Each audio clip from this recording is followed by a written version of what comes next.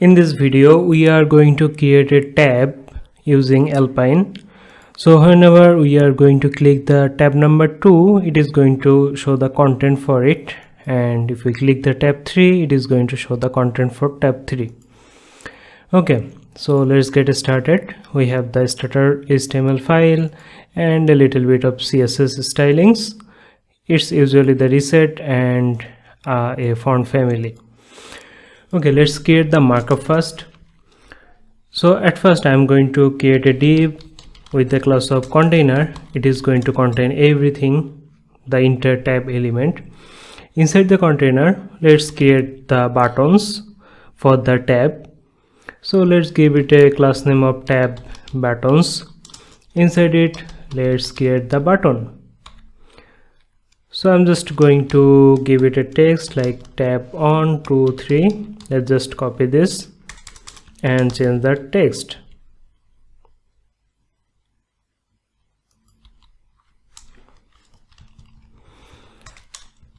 Okay, the second one is going to be the tab 2 and the first one is going to have a class of active. So we are going to style it differently.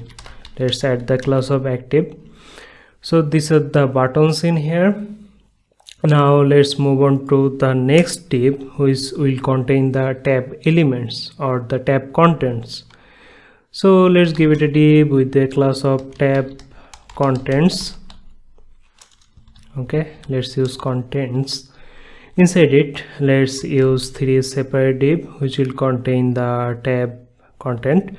So inside the first div, let's use a h3 tag, tab on content, and then let's use a paragraph tag with some dummy lorem ipsum text.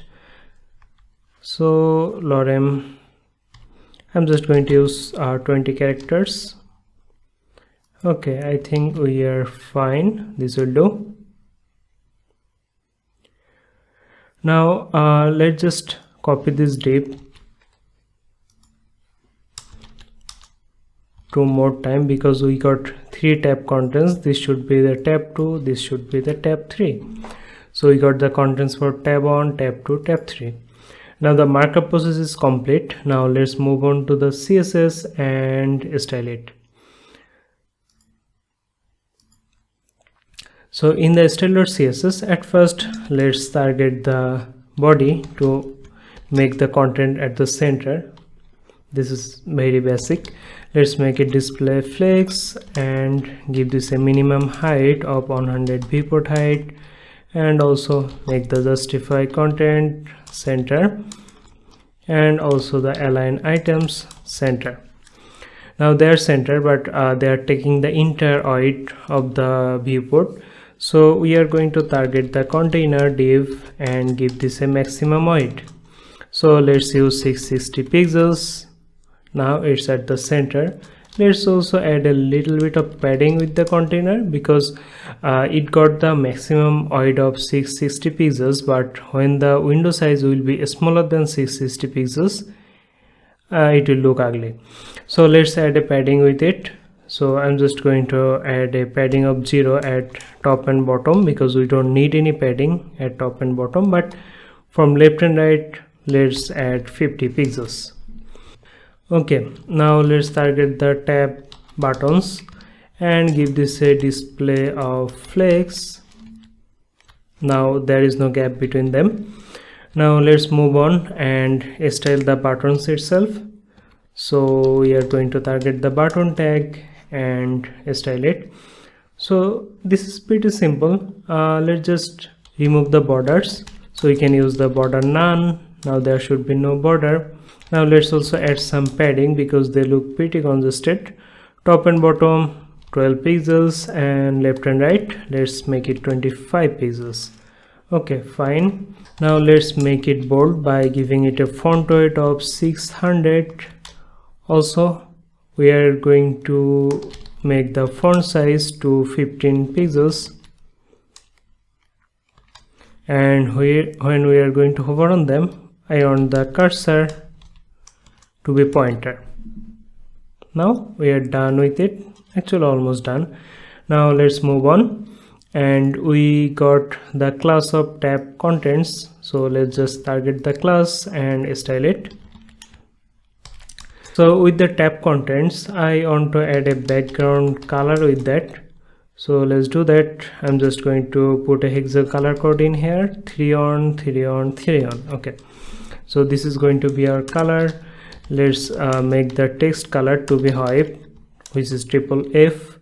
Let's also add some padding so that we got some space between the borders and the text. So I'm just going to add a 30 pixel padding all around it. Let's save. It looks fine, but I also want to add a border radius to make the corner rounded. But at the top corner I don't want any border radius, so what we can do is we can use 0 here, then 8 pixels, 8 pixels. So I have already I just make it 0 and the other side is 8 pixel. So it actually start from here, the counting. So the first on is this corner, second on is this corner, third on is this on, and fourth on is this on. Okay, so we are done with the tab contents. Now let's also target the paragraph tag a little bit. Tab contents and the paragraph tag. Let's make the font size to 14 pixels. It will be a little bit smaller, and I'm also going to add a padding top to create some gap with the header tag. So let's use 20 pixels. It will be a nice gap. I'm just also going to change the color a little bit, like D3, D3, D3. It is kind of grayish color. Okay, I'm going to be satisfied with that, but this first button should have got the active color. We have added the class of active. So with alpine JS, we are going to remove the class from here and add it in here or in here if we click this other two here. Okay, so we are going to target the button with the class of active, and we are just going to give it a background color. So this is the background color. This is the same as this one. Let's save, and we want the color of that active button to be totally white, otherwise we cannot see anything. Now one more thing, I want to make it kind of rounded, so we can add the border radius with the button. So let's do that, border radius, and I'm going to add the same value, 8 pixel, 8 pixel. So this part should be 8 pixels. This one also should be 8 pixels, but this corner and this corner should be 0. So 000, 00. Now it looks better. So we are done with our styling. Now let's move on to the index.html and add our alpine.js. So at first what I'm going to do is we are going to create the X data to make this container a alpine element or component. Now inside the object, let's create a variable named tab open, and we are going to give this a random value like 1 to 3. You can give it whatever value you want. So the theory is we are going to change the value of this tab open depending on which button is going to be clicked. So let's say if we click the first button, the value of the tab open will be on, and the content of the first tab content will be displayed, otherwise they will be hidden. So just like this, if we just type it out, you will understand it. So we are just going to add a event, so X on directive, and as you know, we can use the @ as a shortcut. So the event here will be the click. So whenever we are going to click the button, something will happen. So if we click this button, the value for tab open will be on. Let's just copy this and paste it in both of the buttons. So if we click the second one, the value should be 2, and if we click the third one, the value should be 3. So if we click the tab 3 here, the value of the tab open will be 3. So now in that case, the contents of the tab 3 will be displayed, right? So we can use the X show in here. So this is going to be displayed only when the value of the tab open will be 3. So whenever the button with the text of tab 3 is going to be clicked, the value of the tab open is going to be 3, and in that case these contents will be shown. So we are going to use the X show to do that. So we want to show it in that case when the tab open is going to be equal to 3. Let's save. Now the tab content 3 is gone because we have used the X show, and now the value of the tab open is on. So this is currently hidden. But if we click the button 3 here on click, the tab open value will be 3. So that will match this condition and it will display itself. Let's click here and we can see the tab 3 contents.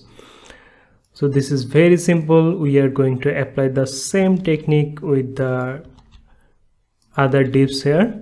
So if we click the first button, the value of the tab open will be on, so it should be on, and it should be 2. Let's save. Now these two are hidden and only this is going to be shown itself because the value of the tab open is on. But if we click the tab 2, it is going to be visible because the value of the tab open is 2 right now. So let's change the active class on click here for the buttons. So I want the active class to be added in here if the tab 2 is clicked. So we can use the xbind directive for that. So we need the shortcut for that is the colon, and we are going to add it with the class. So we are going to add the active class here, right? So the active class will be added to it if the tab open is equal to 2, right? So if we click it, the tab open value will be 2 and the active class will be added to this button here because the value of the tab open is 2. Its condition is true, so the class will be added. Let's save. Yes, it has been added. So this is the same thing. I'm just going to copy this on and add it here and here. So this should be 3 and it should be on. Let's save, and it works. So you may think that it already has the class of active, but by using the bind directive, so if the value of the tab open is not on, then it is going to remove the class from here. We can inspect it to see how that happens. Now the tab on button is active and it got the class of active, but if we click it here, the class got removed and added the class of active with the button 2, right? So we can actually skip it here, like we cannot we can just remove it from here, but in that case you may see a little bit flickering effect in here. So in order to get rid of the flickering effect, what we are going to do is we are going to make the tab 2 and tab 3 contents hidden. So we are going to use xclock here, sorry, CLOAK. So we are going to again use the xclock directive on the tab 2 and tab 3 component, but then we are going to go to the style.css to make it display none. So at the initial phase, these two contents with the xclock will be invisible, before running the loading of the alpine.js.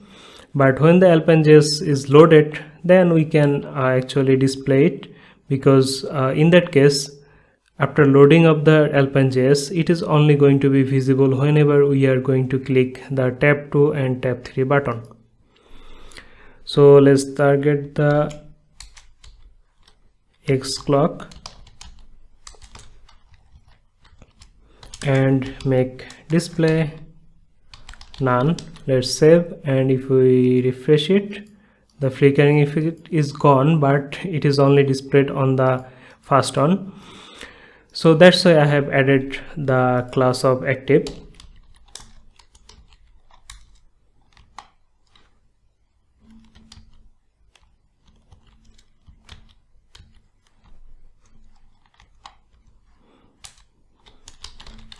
So initially it will have the class of active, so there will be no flickering effect, and as you can see, this is perfectly fine and working.